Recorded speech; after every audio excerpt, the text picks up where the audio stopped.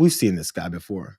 Our good cherry-cheeked friend, this president of the Soybean Farmers Association, talking about how they continue to take it on the chin. What we need long term is strong markets and competition for the products we're producing. We want to make a profit from the market. We need competition for our soybeans. We are bleeding economically. We're losing a lot of money.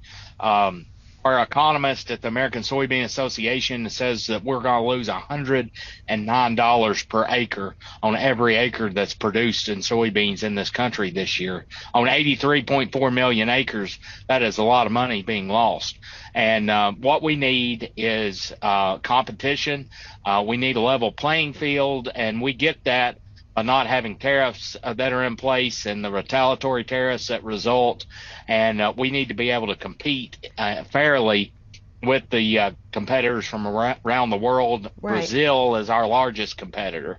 And right now they're kicking our tail because they have about a 20% price advantage in the Chinese market. And we can see an example what happened here recently with the Argentina holiday that was taken on when they put the tax at the export tax, when they did the tax holiday, and they had a level playing field. The Chinese came into the Argentina market and purchased immediately because the price was competitive once again.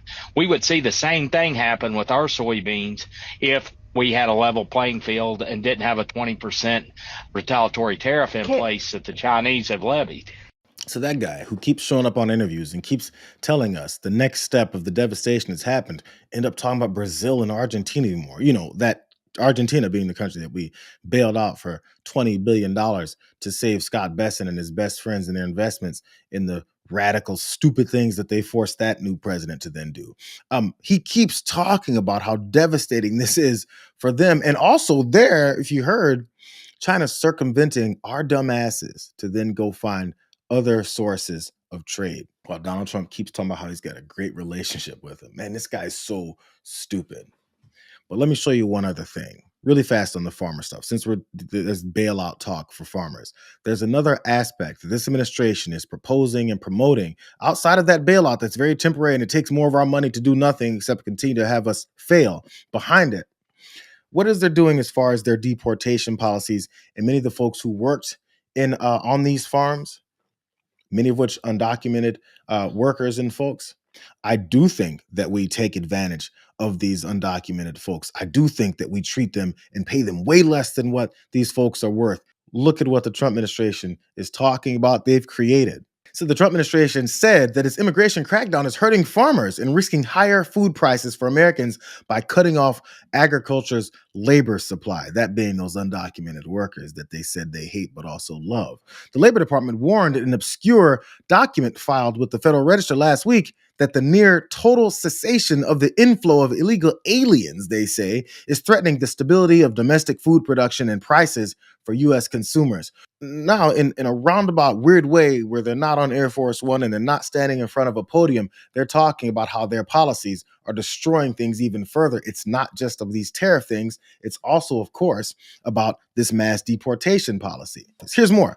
Unless the department acts immediately to provide a source of stable and lawful labor, this threat will grow. With an increased funding for immigration enforcement from the One Big Beautiful Bill Act, the Labor Department said that in the Federal Register, which is the place where all proposed rules are recorded for the public to view and comment. That wasn't somebody that's against the Trump administration saying that unless the department acts immediately to provide a source of stable and lawful labor. That wasn't someone else. That was the Labor Department that said that. Unless the Labor Department, who's criticizing the Labor Department, does something about this, it's going to get so much worse. Let me tell you what is it that they're doing. This is the worst back end of it. The Labor Department made this case in paperwork documenting a new rule that took effect October 2nd that effectively lowers pay for seasonal migrants working in agriculture under the H-2A visa program. The move is aimed at giving farmers easier and legal access to foreign workers to, quote, avoid imminent widespread disruption across the U.S. agricultural sector, and is expected to cut farmers' labor costs by $24 billion over the next 10 years. So what they're now doing as they get rid of and deport all these folks that they say are violent criminals, drug dealers, and murderers and rapists, now they're lowering the amount of money that farmers have to pay what they now consider documented and legal immigrants to come in and do the work for even cheaper. It's almost like slave labor. It's almost like this administration, in talking about make America great again, they want to go back to what it is they thought was great, which is one step closer to absolute and utter slave labor. Last slide, I promise. This new rule changes how the Labor Department calculates pay for farm workers on the H-2A visas, that federal program for seasonal migrant workers in agriculture, and allows farmers to pay migrant laborers less. Have you heard about migrant laborers making tons of money, but they're going to pay them less? It also shifts the burden for paying for worker housing from employer sponsors to migrant workers, with some exceptions. This responds to the economic situation that the wages have gotten too high, and it's contributing to some of the inflation at the grocery store that was big in the last campaign. That's what Chris Schulte, who's a lawyer at the Fisher Phillips, who represents employers in agriculture. Are you kidding me?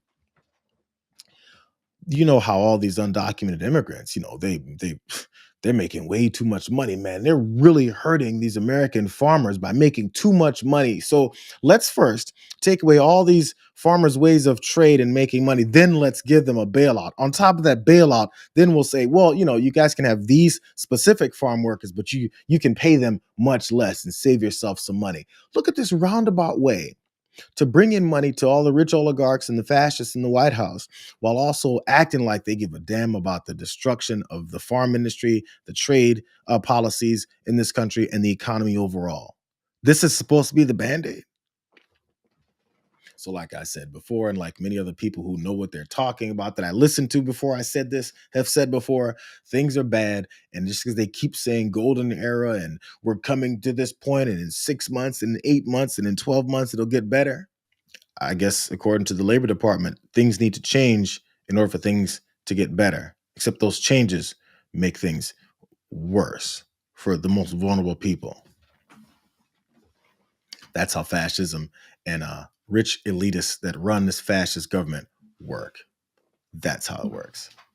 Maybe it's because I was in a bad mood this morning. I decided to go for this type of deep dives of the trash that these guys are carrying out. This is the implementation of these policies. This is what's outlined in the things and the plans that they had in place. And the veil and the cover over it is the hate, the anger, the talk about the murder and the killings and all this stuff that isn't really reality. That's the veil, while behind the scenes, they're doing things like this. Like I said, that post where they admitted that they're screwing things up, that was on some like rare, barely ever looked at, but publicly viewable place. They put it out there.